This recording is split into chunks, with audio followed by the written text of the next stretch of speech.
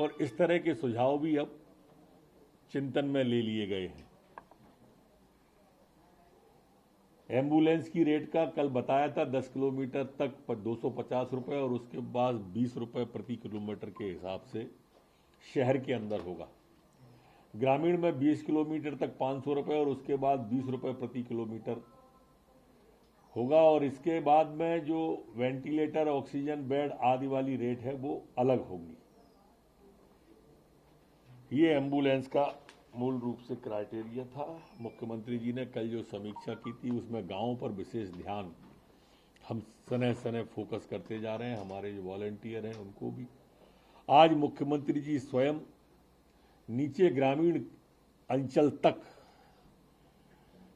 Conferencing के माध्यम से सीधे जुड़ेंगे। उसमें हमारे सरपंच स्तर तक के लोग भी होंगे, सेक्रेटरी होंगे, सीओ होंगे, सीएमओ होंगे, एसपी होंगे, कलेक्टर होंगे, पीएस होंगे, माननीय मंत्रीगण होंगे। जो आपने हाहाकार ऑक्सीजन का सुना होगा, आज भी हम सरप्लस में ऑक्सीजन के क्षेत्र में हैं और इसलिए वो वाली दिक्कत अब खत्म सी होती जा रही है। ऑक्सीजन के अभाव में, इलाज के अभाव में कोई दम न तोड़े। सरकार पूरी मुस्तैदी से इस काम को कर रही है। कोरोना कर्फ्यू के धीरे धीरे कोरोना की चेन टूटने के परिणाम अब सामने दिखाई देने लगे हैं और इसका जीता जागता उदाहरण वही है कि एक समय ऐसा आया था कि हम भ्रम की स्थिति के कारण भय की स्थिति में आ गए थे, तो रेलवे की रैक हमको लगवानी पड़ी थी उसको बनाने के लिए। कोरोना के लोग कहीं इतने ना हो जाएं कि हमें रेल के डिब्बों के अंदर शिफ्ट कराना पड़े। और आप पिछले 8 दिन में देखेंगे एक भी व्यक्ति को वहां नहीं ले जाना पड़ा है। अस्पतालों के अंदर पर्याप्त व्यवस्था मध्य प्रदेश के अंदर है। मध्य प्रदेश ने हर क्षेत्र में रिकवर किया, स्वयं को खड़ा किया और यही कारण है कि आज मध्य प्रदेश के 54 के 54 जिलों को ऑक्सीजन के क्षेत्र में आत्मनिर्भर बनाने के लिए ऑक्सीजन प्लांट लगना प्रारंभ हो गए हैं। यहां तक कि बड़ी बड़ी जो पंचायतें हैं, उन बड़ी बड़ी पंचायतों में भी ऑक्सीजन के प्लांट, पंचायत से मतलब मेरा बड़ी बड़ी तहसीलें हैं, उन तहसीलों में भी ऑक्सीजन के प्लांट लगाने की मंजूरी राज्य सरकार ने दी है। लगभग 90 के आसपास, 77 से 90 के बीच में यह अनुमति प्रदान की गई है। 1 महीने के अंदर हमारे कई ऑक्सीजन प्लांट काम करने लगेंगे और कई जिले हमारे आत्मनिर्भर हो जाएंगे ऑक्सीजन के क्षेत्र में।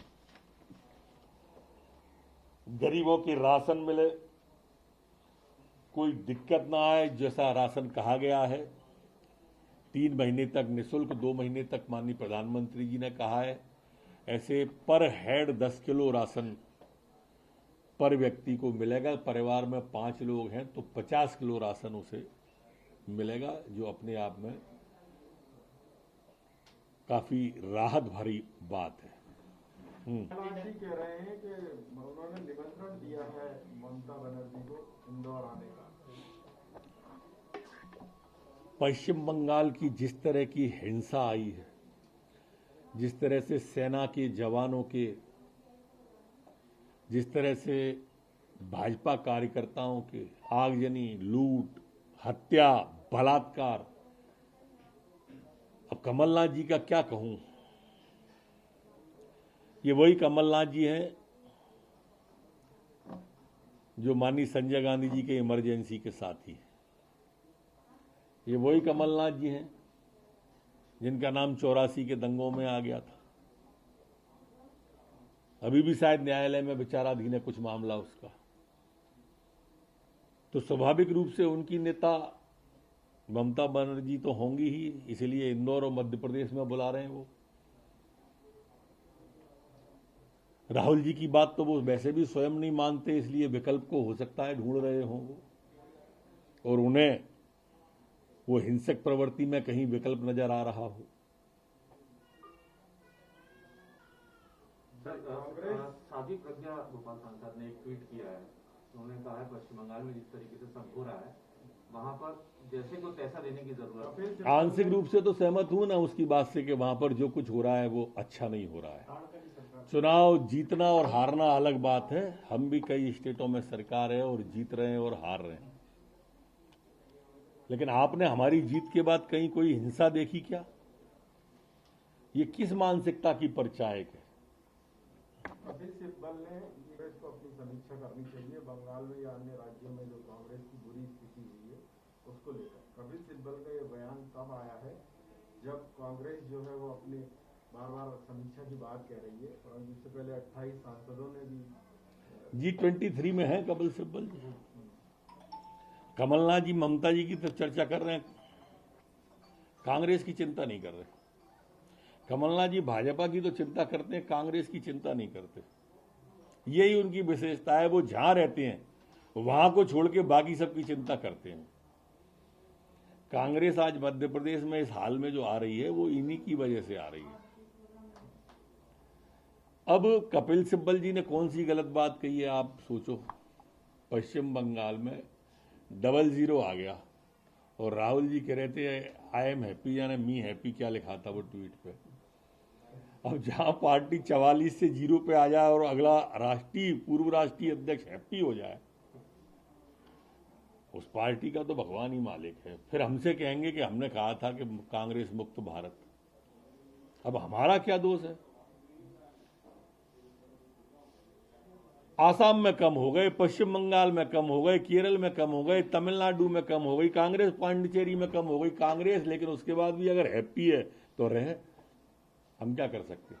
सर कल 18 साल से ज्यादा उम्र कांग्रेस ने कल यहाँ पीसी शर्मा ने आरोप लगाए थे 45 ना 60 वैक्सीन चाहिए आज, इस तरीके से बात की और कहा है कि जो वैक्सीन में देरी हो रही है युवाओं के लिए वो क्यों हो रही है, सब सवाल खड़े किए हैं। और कहा अव्यवस्थाओं का आरोप लगाया था कल कांग्रेस ने कि 18 साल से ज्यादा। आज देखो आप पूरी व्यवस्था है। अब पोर्टल पे जो आएंगे और पोर्टल जब मैसेज भेजता जाएगा और लोग टीका कराने आते जाएंगे तो कोई अव्यवस्था नहीं होगी। एक साथ में सारे लोग आ जाएंगे जिन्हें रजिस्ट्रेशन कराए हैं तो अव्यवस्था होगी। उन्होंने ये भी कहा कि विधायक नीति दे रहे हैं, भाजपा के विधायकों को भी अपनी विधायक नीति देने के लिए दे रहे हैं, मैंने खुद ने दी है। पर इतना जी है कि ये इस बीमारी में सहायता पे भी ये फोटो खिंचवाना चाहते हैं, ढिंढोरा पीटना चाहते हैं। मैंने खुद ने अपने क्षेत्र में दिए। अगर उनको विश्वास नहीं है तो वो कलेक्टर से पूछ ले मेरा लेटर है कि नहीं। लेकिन ये ढिंढोरा पीट रहे हैं, हमारे विधायक दे रहे हैं, बस इतना ही सा अंतर है। रवि के को लेकर ये कहा है जीतू पटवारी ने कि 11,000 का इनाम दूंगा अगर इनको कोई खोज के लिया। वो कमलनाथ जी को ही खोज के ले आए किसी अस्पताल में, रघुराम जी भोपाल में ही हैं। पर ये क्या है, ये इनकी कांग्रेस की मानसिकता दर्शाते हैं। ऐसा नहीं है कि अकेले इन्हीं ने कहा है प्रभुराम जी के बारे में। हमारे जो दलित वर्ग से आते हैं उनको जरूर ये फोकस करते हैं। इसीलिए तो इमरती देवी को आइटम कहा था कमलनाथ जी ने। ये इनकी मानसिकता है, ये उनको अपमानित करें किसी भी तरह से। सर तुलसी सिलाम पे रेमडेसिविर इंजेक्शन की कालाबाजारी करने का आरोप लगा है। आरोप कांग्रेस लगाएगी ही। वर्तमान समय में आंगनबाड़ी अस्पताल में जाएगी क्या कांग्रेस? आरोप ही लगाएगी। मैं रोज कहता हूं प्रतिदिन आपके सामने, एक हाथ किसी को शायद मेरी बात लगे और अस्पताल पहुंच जाए, किसी को तो मेरी बात लगे कि वो लंगर खोल दे, शायद किसी को मेरी बात लगे कि वो एक हाथ सेंटर खोल दे, कोविड सेंटर। इनको कुछ नहीं लगने वाला ट्विटर के अलावा, फेसबुक के अलावा, पेपर के अलावा। ये यहीं तक मिलेंगे आपको। ऐसा मैं इनको चिढ़ाने को नहीं कह रहा, चेताने को कह रहा हूं।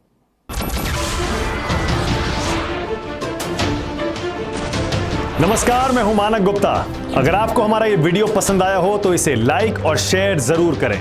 और हां, हमें सब्सक्राइब और फॉलो करना ना भूलें ताकि आप देश और दुनिया की कोई खबर मिस ना करें। तो जुड़े रहिए हमारे साथ और देखते रहिए न्यूज़ 24।